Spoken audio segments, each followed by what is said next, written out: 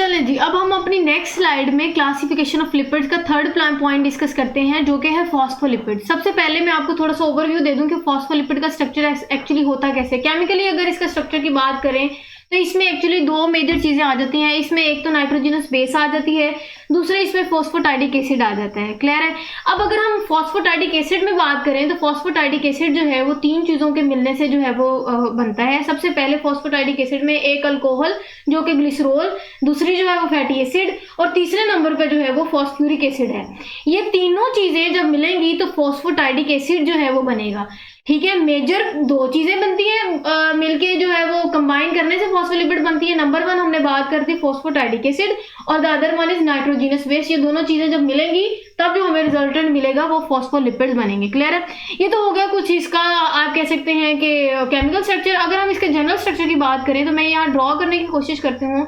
इसका general structure होता है कि एक हेड होता है और इसमें दो टेल्स होती हैं। एक हेड होता है और इसमें दो टेल्स होती हैं। अगर हम हेड की बात करें तो कहते हैं कि फॉस्फोलिपिड है पोलर हेड। पोलर हेड होता है, पोलर हेड है तो आपको पता है वाटर भी पोलर है, तो अगर इसका हेड पोलर है तो ये वाटर में डिसॉल्व हो जाएगा ना। हाँ जी, इसका जो हेड है वो वाटर में डिसॉल्व हो जाएगा। इसीलिए हमने यहाँ लिखा कि पोलर हेड जो है वो हाइड्रोफिलिक होता है। Hydro water philic mean loving, ऐसी चीज जो हाइड्रो या आप कह सकते हैं पानी में इजीली डिसॉल्व होती है, या पानी जो आप कह सकते हैं वाटर लविंग होती है, उसको हम हाइड्रोफिलिक कहते हैं।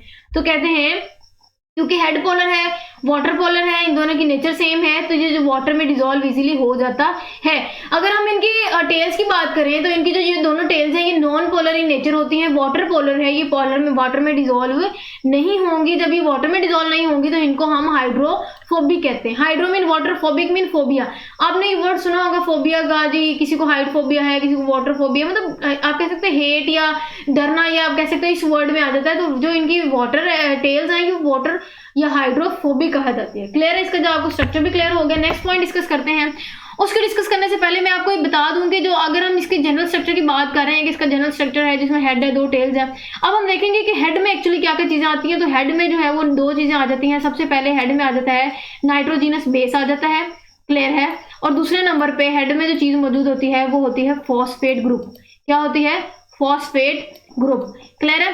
अब अगर हम इसकी टेल्स की बात करें तो इनके टेल में दो फैटी एसिड्स होते हैं। टू क्या होते हैं? Fatty acid. तो मैंने इसका जनरल स्ट्रक्चर आपको बता दिया। इसका जनरल स्ट्रक्चर ये था कि इसके हेड में दो चीजें आ जाती है, एक तो nitrogenous base plus phosphate group, और टेल में दो फैटी एसिड्स। क्लियर हो गया। अब इसके हम नेक्स्ट पॉइंट डिस्कस करते हैं। कहते हैं कि अगर हम फॉस्फोलिपिड्स की बात करें तो ये डेरिवेटिव्स होते हैं। किनके डेरिवेटिव्स होते हैं? मैंने आपको बताया दो मेजर चीजों के मिलने से बनता है। सबसे पहले जो मैंने टर्म ली थी वो थी फॉस्फोटाइडिक एसिड। अब बेसिकली फॉस्फोटाइडिक एसिड को मैंने आगे बताया था कि फॉस्फोटाइडिक एसिड जो है वो तीन चीजों से मिलकर बनता है। सबसे पहले ग्लिसरॉल जो कि है अल्कोहल है, फिर हमने बात की फैटी एसिड, तीसरे नंबर पे इसका स्ट्रक्चर में आ जाता है फॉस्फ्यूरिक एसिड। इसके जब मैं नेक्स्ट स्ट्रक्चर डिस्कस करूंगी तो मैं आपको क्लियर बता दूंगी फॉस्फोटाइडिक एसिड के स्ट्रक्चर में कि ये तीन चीजें जो है वो आ जाती हैं। फॉस्फोटाइडिक एसिड का स्ट्रक्चर क्लियर हो गया तो उसके स्ट्रक्चर में ये तीन चीजें मिलेंगी तो फॉस्फोटाइडिक एसिड बनेगा। बेसिकली फॉस्फोलिपिड में दो चीजें आ जाती हैं। एक हमने डिस्कस कर ली कि फॉस्फोटाइडिक एसिड, जो दूसरी डिस्कस करनी है वो होगी नाइट्रोजीनियस बेस। क्या होगी? Nitrogenous base. अब नाइट्रोजीनियस बेस में फॉस्फोलिपिड में कौन कौन सी बेसिस आ जाती है वो हम देखते हैं। एक तो आ जाती है कोलीन, दूसरी आ जाती है एथानोलामाइन, और तीसरी सेरीन। कहते हैं कि ये कुछ नाइट्रोजनस बेस है जो कि इंपॉर्टेंट कंपोनेंट जो कि फॉस्फोलिपिड का कुछ इंपॉर्टेंट कंपोनेंट कवर करता है। क्लियर है। तो बेसिकली हमने बात की फॉस्फोलिपिड में दो मेन चीजें आ जाती हैं, फॉस्फोटाइडिक एसिड और नाइट्रोजनस बेस। फॉस्फोटाइडिक एसिड का आगे हमने डिटेल स्ट्रक्चर भी देख लिया कि उसमें ये तीन चीजें होती हैं। नेक्स्ट पॉइंट डिस्कस करते हैं। वो कहते हैं कि अगर हम इसकी अकरंस की बात करें फॉस्फोलिपिड की तो ये कुछ बैक्टीरिया, कुछ एनिमल या कुछ प्लांट सेल्स में उनकी मेम्ब्रेन्स में एसोसिएटेड जब आप कह सकते हैं मौजूद होते हैं। अब मेम्ब्रेन्स का वर्ड है तो मैं एक बात आपको याद करवा दूं। प्रीवियस आपका क्लास का नॉलेज है जो आपने सेल मेम्ब्रेन का स्ट्रक्चर पढ़ा तो आपने देखा था कि जो सेल मेम्ब्रेन का स्ट्रक्चर है वो लिपिड बायलेयर है, कि लिपिड्स के दो लेयर हैं, उसके दरमियान जो है वो प्रोटीन के मॉलिक्यूल्स एम्बेडेड होते हैं। तो हमने बात की कि जो लिपिड है वो सेल मेम्ब्रेन का स्ट्रक्चर भी देता है। क्लियर है। तो ये मेम्ब्रेन वाला पॉइंट भी आपको क्लियर हो गया होगा। नेक्स्ट एक जो है वो इंपॉर्टेंट एमसीक्यूज है वो मैं आपको बता दूं कि फॉस्फोटाइड जो है वो टिडाइलकोलिन जो है वो एक इंपॉर्टेंट या कॉमन आप कह सकते हैं फॉस्फोलिपिड है। एमसीक्यूज पॉइंट ऑफ व्यू से पूछ सकते हैं कि जो कॉमन फॉस्फोलिपिड है वो कौन सा होता है, मतलब आम जो पाने वाला है, आम जो मौजूद फॉस्फोलिपिड है वो कौन सा। तो आपने कहना है कि जी फॉस्फोटिडाइलकोलिन जो है वो कॉमन फॉस्फोलिपिड है। यहाँ तक आई थिंक आपको फॉस्फोलिपिड की कैरेक्टरिस्टिक्स, उनका जनरल स्ट्रक्चर, उनके जनरल स्ट्रक्चर में हेड में कौन कौन सी चीजें आ जाती हैं, टेल में कौन कौन सी चीजें आ जाती हैं, फर्दर जो है वो हमने डिटेल और एक एमसीक्यूज भी डिस्कस कर लिया कि कॉमन फॉस्फोलिपिड क्या है, फॉस्फेटिडाइलकोलिन है, वो उसका स्ट्रक्चर आप यहाँ आप बुक पे देख सकते हैं। इसको हम जो है वो अंडे की जर्दी भी कहते हैं, अंडे की जर्दी का स्ट्रक्चर भी है। अब आपको याद हो तो मैंने फॉस्फेटिडाइलकोलिन में हमने 3 चीज़ें पढ़ी कि इसमें 3 चीज़ें आ जाती हैं, इसमें 2 तो फैटी एसिड्स आ जाते हैं। ये जो 2 है ना बेटा, ये 2 फैटी एसिड है। ये 2 क्या है? ये 2 फैटी एसिड हैं। क्लियर है? ये 2 फैटी एसिड हैं और ये आप पी देख सकते हैं। तो ये जो है ये पी आपको नजर आ रहा है, ये फॉस्फ्यूरिक एसिड है। ये क्या था? फॉस्फ्यूरिक एसिड है। और हमने कहा था कि फॉस्फोटाइलकोलिन जो है, ये फॉस्फोटाइडिक एसिड जो है, उसके स्ट्रक्चर में 3 चीजें आ जाती हैं। 2 मैंने बता दी कि जी फैटी एसिड है, सेकंड हमने बात की कि जी फॉस्फ्यूरिक एसिड है, तीसरे मैंने कहा था कि अल्कोहल अटैच होगी। वो अल्कोहल कौन सी होगी? वो अल्कोहल ग्लिसरॉल थी। ठीक है, तो तीसरे जो है, जो तीसरा इसका कंपोनेंट है, वो हमने कहा दिया कि 3 जो है वो इसमें अल्कोहल अटैच होंगी। क्लियर है? इसका फॉस्फोटाइलकोलिन या आप कह सकते हैं फॉस्फोटाइडिक एसिड का स्ट्रक्चर समझ आ गया। 3 चीजें इसमें थी। फैटी एसिड्स हैं, वो मैंने आपको बता दी, स्ट्रक्चर में 2 फैटी एसिड्स हैं, एक फॉस्फ्यूरिक एसिड है और 3 जो है वो अल्कोहल के आप कह सकते हैं मॉलिक्यूल्स अटैच है।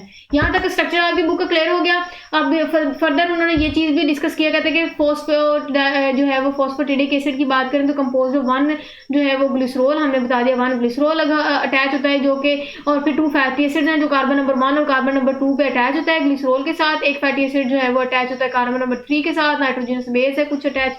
तो कहने का मतलब है ये सारे का सारा स्ट्रक्चर जो है मैंने आपको ऑलरेडी बता दिया, डिटेल स्ट्रक्चर आपको मैंने कंपोनेंट्स भी इसके बता दिए, डिफरेंट स्ट्रक्चर, आपको जनरल स्ट्रक्चर भी क्लियर होगा। चलो जी नेक्स्ट स्लाइड पे मूव ऑन करते हैं। हमारा फोर्थ जो है वो इसकी क्लासिफिकेशन है जो कि है टर्पेनॉइड्स। अब हमने टर्पेनॉइड्स की बात करनी है, इसके पॉइंट्स डिस्कस करते हैं। मैं आपको फर्दर जो है वो उसके पॉइंट्स के साथ इसकी डिटेल बताती हूँ। कहते हैं कि टर्पेनॉइड्स की बात करें तो ये बहुत इंपॉर्टेंट, ये and very large and important group of compounds, ये बहुत इंपॉर्टेंट कंपाउंड्स का आप कह सकते हैं कि ग्रुप है, which is made up of, हम बात करें तो सिंपल रिपीटेड यूनिट, बार बार जो है वो आइसो पेरिनॉइड के यूनिट जब बहुत ज्यादा बार मिलेंगे तब जो हमें रिजल्टेंट मिलेगा वो हमें टर्पेनॉइड्स मिलेंगे। क्लियर है? कहते हैं कि टर्पेनॉइड्स के स्ट्रक्चर की बात करें तो आइसो जो है इसमें आइसोपेरिनॉइड के यूनिट है ना, ये बार बार यूनिट रिपीटेड यूनिट अटैच होंगे तो टर्पेनॉइड्स का स्ट्रक्चर देंगे। स्ट्रक्चर क्लियर हो गया आपको?